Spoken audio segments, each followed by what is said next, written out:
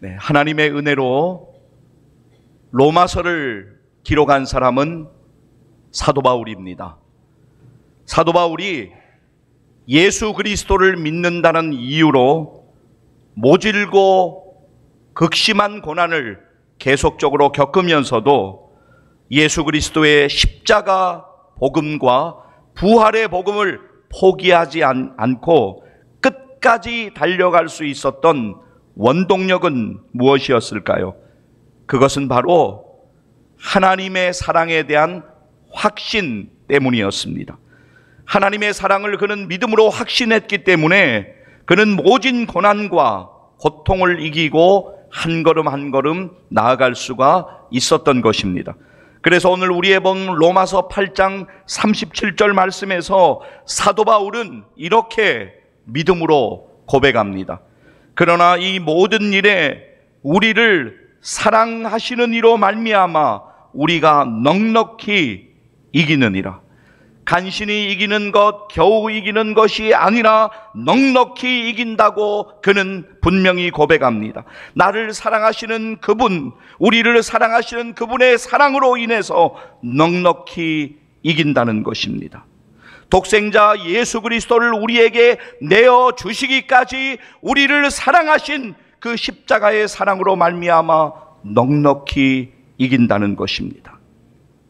사랑하는 여러분, 우리에게 힘든 일들이 있지만 우리도 하나님의 사랑을 분명하게 깨달으면 그 하나님의 사랑 때문에 그 사랑을 의지하면 우리도 넉넉히 인생의 어려움들을 이겨갈 수 있는 것을 믿습니다.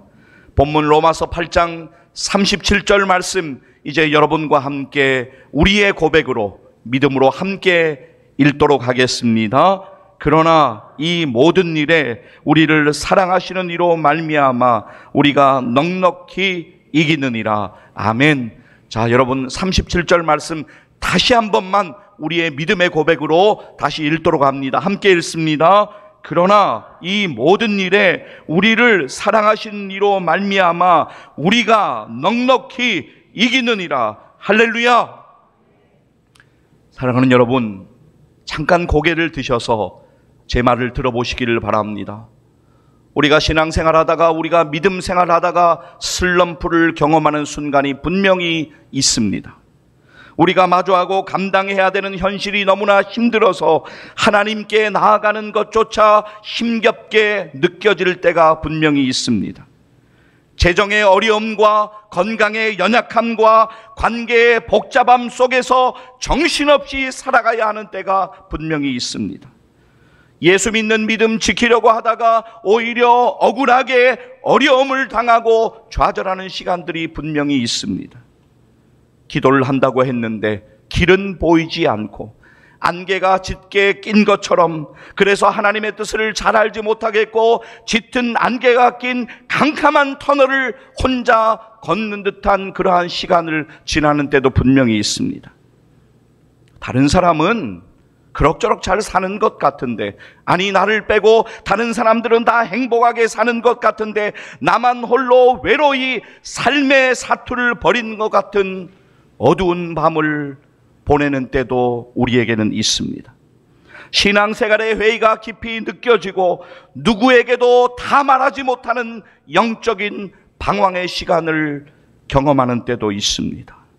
사랑하는 성도 여러분, 바로 그러한 때 여러분 반드시 기억하셔야 합니다. 그때에도 하나님은 여전히 우리를 사랑하고 계시고 변함없이 우리와 함께하고 계심을 믿음의 눈을 들어 바라보시기를 간절히 소망합니다.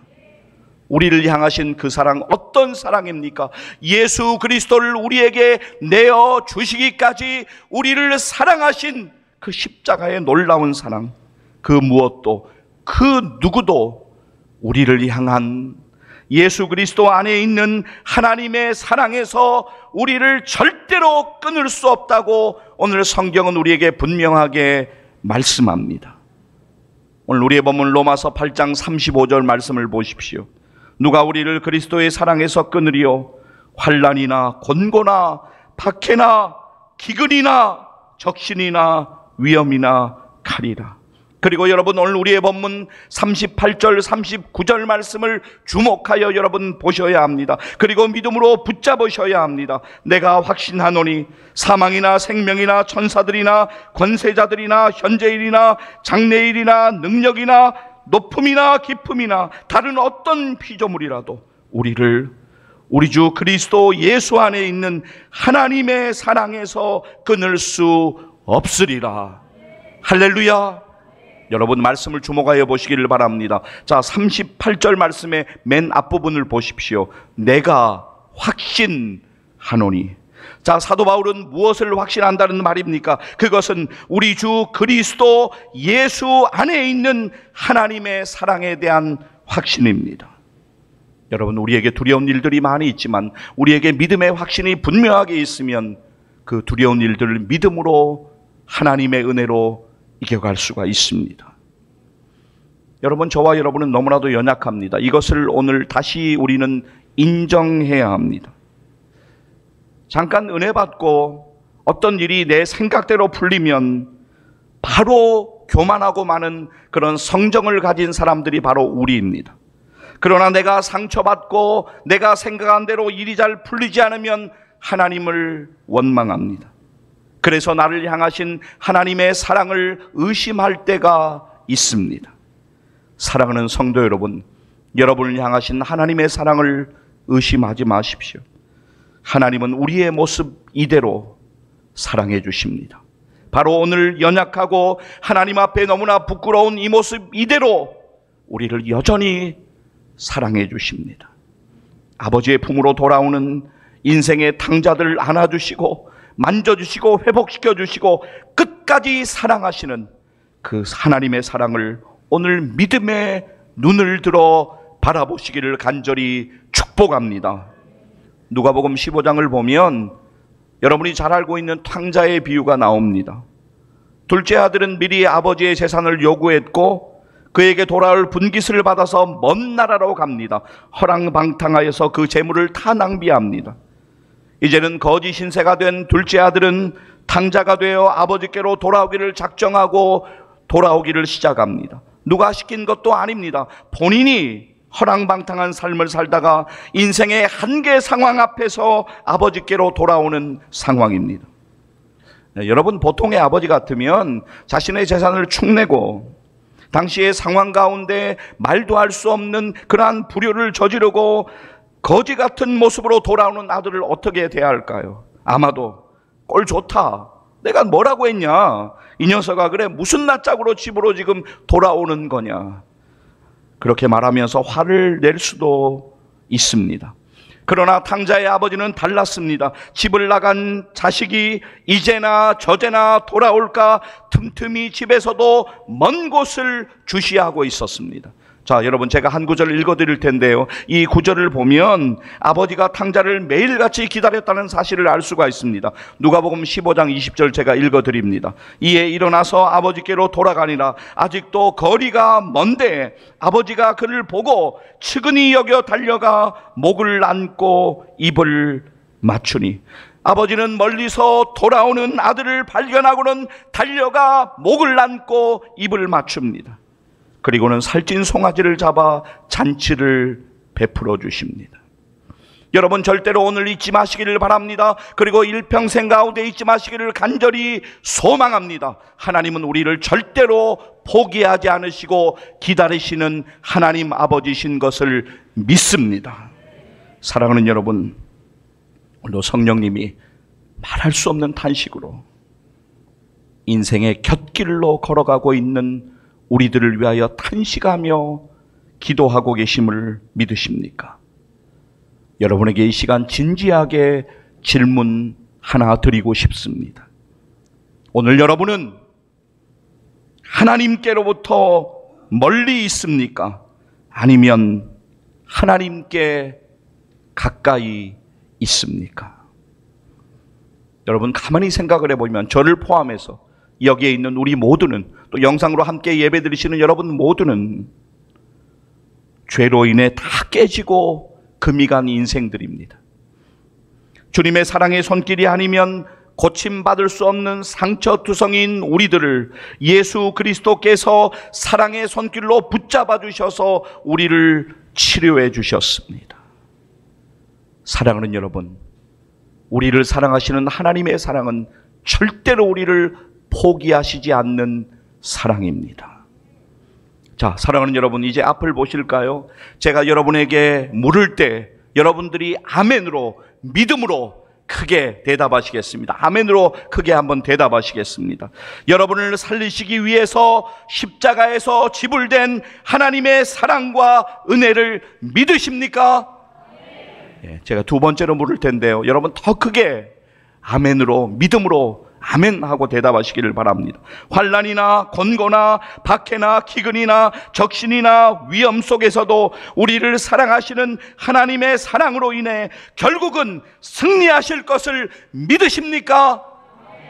예, 그렇습니다. 아멘입니다. 여러분, 다시 한 번만 여러분들에게 묻습니다. 마지막으로 묻는 질문입니다. 이 질문에도 여러분 더 크게 아멘으로, 믿음으로 대답하시기를 바랍니다. 사망이나 생명이나 천사들이나 권세자들이나 현재일이나 장래일이나 능력이나 높음이나 깊음이나 다른 어떤 피조물이라도 우리를 우리 주 예수 안에 있는 하나님의 사랑에서 절대로 끊을 수 없다는 사실을 믿으십니까?